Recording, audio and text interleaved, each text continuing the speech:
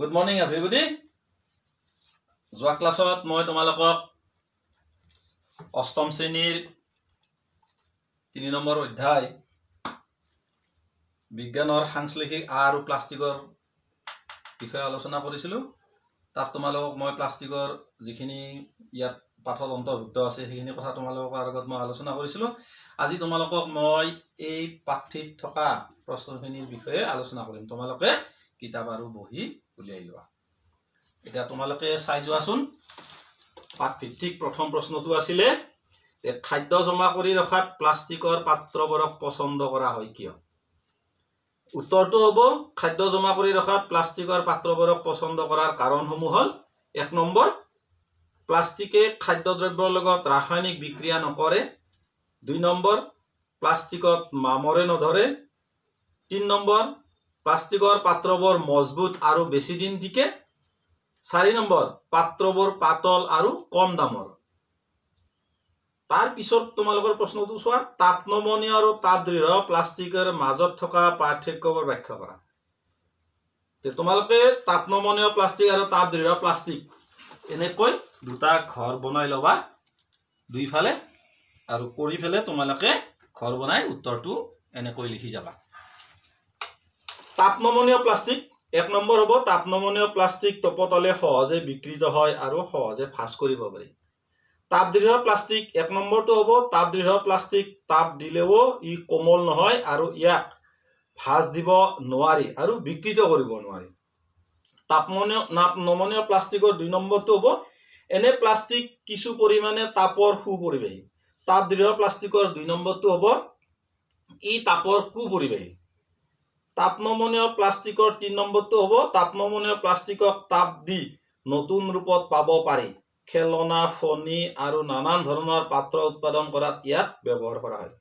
তাপদৃঢ় প্লাষ্টিকৰ 3 নম্বৰটো হ'ব তাপদৃঢ় প্লাষ্টিকক এবাৰ আকৃতি দিয়াৰ পিছত পুনৰ তপতালে কোমলাব নোৱাৰি। বেকেলাইট মেলামাইন আদি এনে প্লাষ্টিক। টিভি সেট বাচন বৰ্তনৰ হেণ্ডেল বৈদ্যুতিক সুইচ মজিয়াৰ টাইলছ যান বাহন আদিত ইয়াক ব্যৱহাৰ কৰা হয়। তাৰপিছত 3 নম্বৰ প্ৰশ্নটো চোৱাচোন তলত দিয়াবোৰ কিয় তাপদৃঢ় প্লাষ্টিকেৰে বনোৱা হয় ব্যাখ্যা কৰা। 3 নম্বৰ কটো আছে সসপেনৰ নাল। উত্তৰটো হ'ব তাপদৃঢ় প্লাষ্টিক অতি টান সাধাৰণ তাপে ইয়াক গলাব নোৱাৰে। ই তাপৰ কুপৰিবাহী বাবে হাতেৰে ধৰিব পাৰি। সেইবাবে ইয়াক সসপেনৰ নাল বনোৱাত ব্যৱহাৰ কৰা হয়। তোমালোকক মই দিনা সসপেন আনি নালডাল দেখুৱাই দিছো যে ই তাপদৃঢ় প্লাষ্টিকেৰে তৈয়াৰী। খ নম্বৰ বিদ্যুতৰ প্লাগ সুইচ প্লাগবোৰ্ড। তাপদৃঢ় প্লাষ্টিক বিদ্যুতৰ কুপৰিবাহী অৰ্থাৎ এনে প্লাষ্টিকৰ মাজেৰে বিদ্যুৎ পৰিবহন নহয়। গতিকে এনে সুবিধাৰ বাবে বিদ্যুতৰ প্লাগ সুইচ প্লাগবোৰ্ডত ইয়াক ব্যৱহাৰ কৰা হয়। তোমালোকক মই যোৱা ক্লাছত এনে ধৰণৰ সুইচ বিলাক আনি তাপদৃঢ় প্লাষ্টিকৰ সুইচ আনি তোমালোকক মই দেখুৱাইছিলো। নেক্সট প্ৰশ্নটো তোমালোকে চোৱা তলত দিয়া সামগ্ৰীসমূহৰ পদাৰ্থবোৰক পুনৰাবৰ্তন কৰিব পৰা আৰু পুনৰাবৰ্তন কৰিব নোৱাৰা হিচাপে শ্ৰেণী বিভক্ত কৰা। টেলিফোনৰ সা সৰঞ্জাম প্লাষ্টিকৰ খেলনা কুকাৰৰ নাল কেৰি বেগ বল পইণ্ট পেন প্লাষ্টিকৰ বাতি বৈদ্যুতিক তাৰৰ প্লাষ্টিকৰ আৱৰণ প্লাষ্টিক চকী বৈদ্যুতিক সুইচ। পুনৰাবৰ্তন কৰিব পৰা সামগ্ৰীসমূহ হ'ব উত্তৰত লিখিব লাগিব কি কি হ'ব প্লাষ্টিকৰ খেলনা কেৰি বেগ প্লাষ্টিকৰ বাতি প্লাষ্টিক চকী বৈদ্যুতিক তাৰৰ প্লাষ্টিক আৱৰণ। আৰু পুনৰাবৰ্তন কৰিব নোৱাৰা সামগ্ৰীসমূহৰ উত্তৰত লিখিব লাগিব টেলিফোনৰ সা সৰঞ্জাম কুকাৰৰ নাল বল পইণ্ট পেন বৈদ্যুতিক সুইচ। তাৰ পিছৰ প্ৰশ্নটো চোৱাচোন প্ৰাকৃতিকভাৱে প্লাষ্টিকসমূহ যে অক্ষয়কাৰী তাক দেখুৱাবলৈ উদাহৰণ দিয়ে। অৰ্থাৎ প্লাষ্টিকসমূহ যে ক্ষয় নহয় তাক দেখুৱাবলৈ আমাক এটা উদাহৰণ দিবলৈ দিছে। এতিয়া উত্তৰটো চোৱা প্ৰাকৃতিকভাৱে প্লাষ্টিকসমূহ অক্ষয়কাৰী কাৰণ প্লাষ্টিকে পানী আৰু বায়ুৰ লগত বিক্ৰিয়া নকৰে ফলত মামৰে নধৰে বাবে ক্ষয় নাযায়। খাদ্যদ্ৰব্যৰ লগত ৰাসায়নিক বিক্ৰিয়া নকৰে পৃষ্ঠ মিহিভাৱে ঘৰ্ষণ কম হয় বাবে ক্ষয় নহয়। সেইকাৰণে বহুতো ৰাসায়নিক দ্ৰব্যৰ উপৰিও বিভিন্ন ধৰণৰ পদাৰ্থ গোটাই থবৰ বাবে প্লাষ্টিক ব্যৱহাৰ কৰা হয়।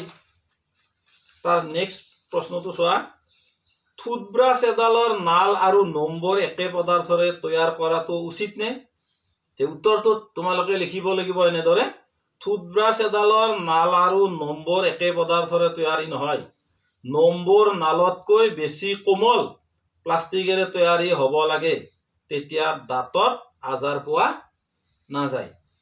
তাৰ পিছৰ প্ৰশ্নটো চোৱা, পৰাপক্ষত প্লাষ্টিক এৰাই চলিবা, এই পৰামৰ্শৰ ওপৰত মতামত দিয়া। চাবা যে পৰাপক্ষত প্লাষ্টিক এৰাই চলিব লাগে। প্লাষ্টিক পচিবলৈ যিহেতু বহু বছৰ লাগে, সেয়ে ই পৰিৱেশ হিতৈষী নহয়। যোৱা ক্লাছত তোমালোকক মই এখন তালিকাত পঢ়ুৱাই দিছোঁ কিতাপখনত, তোমালোকে আৰু ঘৰত চাবা যে কিমান বছৰ প্লাষ্টিক পচিবলৈ সময় লাগে। তাত মানে নিৰ্দিষ্ট একো বছৰে দিয়া নাই। গতিকে আমি সাৱধান হোৱাটো উচিত প্লাষ্টিক ব্যৱহাৰৰ ক্ষেত্ৰত। তাৰপিছত চাবা, ই পৰিৱেশীয় প্ৰদূষণ ঘটায়। ইয়াৰ উপৰিও সাংশ্লেষিক পদাৰ্থত দহন প্ৰক্ৰিয়া খুবেই লেহেম আৰু ই সহজে সম্পূৰ্ণৰূপে পুৰি নাযায়। গতিকে আমি যদি প্লাষ্টিকত জুইও লগাওঁ, ই সম্পূৰ্ণৰূপে পুৰি নাযায় আৰু পুৰিলেও কি হয়, এই প্ৰক্ৰিয়াত কি কৰে যে দহন প্ৰক্ৰিয়াত প্লাষ্টিকে বায়ুমণ্ডললৈ বহুতো বিষাক্ত ধোঁৱা এৰি দি বায়ু প্ৰদূষণ ঘটায়।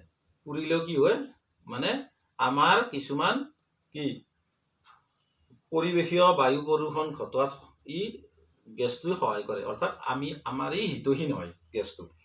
গতিকে পানী, মাটি আৰু বায়ুক প্লাষ্টিকে সমানে প্ৰদূষিত কৰে। তাপনমনীয়, নেক্সট প্ৰশ্নটো চোৱা, তাপনমনীয় প্লাষ্টিক যে বিদ্যুতৰ কুপৰিবাহী, সেইটো দেখুৱাবলৈ এটা ক্ৰিয়াকলাপ বৰ্ণনা কৰা। যে তাপনমনীয় প্লাষ্টিক বিদ্যুতৰ কুপৰিবাহী, অৰ্থাৎ তাপনমনীয় প্লাষ্টিকৰ মাজেৰে বিদ্যুৎ পৰিবহন নহয়, অৰ্থাৎ কাৰেণ্ট নাযায়। তাকে দেখুৱাবলৈ আমাক এটা ক্ৰিয়াকলাপ বৰ্ণনা কৰিবলৈ কৈছে। চাবা, যদি আমি এডাল প্লাষ্টিকৰ তাৰেৰে বিদ্যুৎ বৰ্তনী এটা তৈয়াৰ কৰোঁ, তেন্তে তাৰ মাজেৰে বিদ্যুৎ প্ৰবাহিত নহয়। ইয়াৰ পৰাই তাপনমনীয় প্লাষ্টিক বিদ্যুতৰ কুপৰিবাহী বুলি প্ৰমাণ পোৱা যায়। অৰ্থাৎ আমি এটা যদি প্লাষ্টিকৰ তাৰ এডাল মাজেদি আমি বিদ্যুতৰ এটা বৰ্তনী বনাওঁ, তেতিয়াহ'লে তাৰ মাজেৰে কি নাযায়, কাৰেণ্ট পাছ নহয়, বিদ্যুৎ নাযায়। ইয়াৰ পৰাই আমি বুজি পাম যে তাপনমনীয় প্লাষ্টিকটো বিদ্যুতৰ কি কুপৰিবাহী। এইকেইটা আছিল তোমালোকৰ পাঠ ভিত্তিক প্লাষ্টিকৰ বিষয়ে প্ৰশ্ন। এতিয়া মই তোমালোকক 5টামান প্লাষ্টিকৰ বিষয়ে পাঠ্যপুথিত থকা মাজৰ প্ৰশ্ন দিছোঁ। এইকেইটা তোমালোকে ঘৰত লিখি আনি মোক দেখুৱাবা। এইকেইটা গৃহকাৰ্য হিচাপে প্ৰশ্নকেইটা তোমালোকে লিখি লোৱা। 1 নম্বৰ প্ৰশ্ন লিখা, দুবিধ থাৰ্মোপ্লাষ্টিক আৰু দুবিধ থাৰ্মোচেটিং প্লাষ্টিকৰ উদাহৰণ দিয়া। 2 নম্বৰ লিখা, জৈৱ পচনশীল আৰু জৈৱ অপচনশীল বস্তু মানে কি বুজা, উদাহৰণ দিয়া। 3 নম্বৰটো লিখা, 4Rৰ নীতিটো লিখা। 4 নম্বৰ লিখা, প্লাষ্টিকেৰে নিৰ্মিত দুবিধ চিকিৎসাজনিত আহিলা বা বস্তুৰ নাম লিখা, অৰ্থাৎ মেডিকেলত ব্যৱহাৰ হোৱা প্লাষ্টিকেৰে তৈয়াৰী বস্তুৰ নাম লিখিব দিছে ডাক্তৰ বা চিকিৎসালয়ত। 5 নম্বৰ লিখা, পলিথিন বুলিলে কি বুজা। এইকেইটা তোমালোকে কুৱেশ্যন ঘৰত লিখি আনিবা, উত্তৰকেইটা লিখি আনি মোক তোমালোকে দেখুৱাবা। আৰু যদি কাৰোবাৰ কিবা নজনা কথা প্লাষ্টিকৰ বিষয়ে আছে, মোক পিছৰ ক্লাছত তোমালোকে সুধিবা। এইখিনিয়ে আজিলৈ তোমালোকক মই প্লাষ্টিকৰ বিষয়ে প্ৰশ্ন উত্তৰ দিলোঁ। এতিয়া তোমালোকক পুনৰ শুভেচ্ছা জনাইছোঁ আৰু পিছৰ ক্লাছত এটা নতুন অধ্যায় লৈ তোমালোকৰ আগত আহিম। আজিলৈ ইমানতে তোমালোকৰ ক্লাছটো মই সামৰণি মাৰিছোঁ। ধন্যবাদ।